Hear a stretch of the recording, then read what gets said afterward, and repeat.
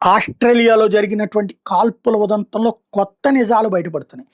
కాల్పులకి 2 రోజుల ముందు డిసెంబర్ 12న సాజిద్ అక్రమ్, నవీద్ కలిసి బోండి బీచ్ ప్రాంతంలో రెక్కి నిర్వహించారని అధికారులు గుర్తించారు. పక్కా ప్రణాళికతోనే వీళ్ళు మారణహోమానికి పాల్పడ్డారన్నటువంటి తేల్చారు. కాల్పులు జరపడానికి ముందు బీచ్లోని జనం మీదకి 4 బాంబులు కూడా విసిరారట.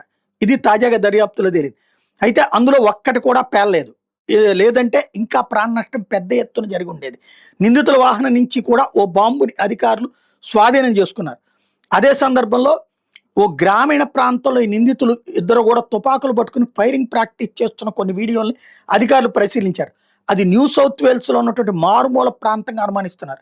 ఏడాది అక్టోబర్లో ఈ వీడియోని రికార్డు చేసినట్టుగా అధికారులు గుర్తించారు. ఎవరికి కనపడకుండా దాక్కుని కాల్పులు ఎలా జరపాలి, ఎలా పారిపోవాలి అనేది వీళ్ళు ప్రాక్టీస్ చేసినట్టు ఆ వీడియోలో ఉంది. ఇక నవంబర్లో వీళ్ళిద్దరూ ఫిలిప్పీన్స్లోని దవావో నగరానికి వెళ్ళారు. అక్కడ హోటల్లో దాదాపు 1 నెల రోజుల పాటు ఉన్నారు. ఈ నగరాన్ని ఇస్లామిక్ స్టేట్ కార్యకలాపాలకి హాట్ స్పాట్గా చెప్తారు. దీంతో ఇక్కడే నిందితులు ఉగ్రదాడికి శిక్షణ తీసుకుని ఉండొచ్చు అన్నటువంటిది అధికారులు అనుమానిస్తున్నారు. అంటే ఫిలిప్పీన్స్ ఉగ్రవాద శిక్షణ కేంద్రంగా మారింది అన్నటువంటి విషయం తేలుతోందనమాట. ఆస్ట్రేలియాలో సిడ్నీలో జరిగినటువంటి ఈ ఘటనలో సాజిద్ అక్రమ్ పోతే నవీద్ అక్రమ్ 24 ఏళ్ళోడు ప్రస్తుతం ఎక్కడున్నాడు ఏంటి ఇదే ప్రస్తుతం వీళ్ళ కస్టడీలో ఉన్నాడు.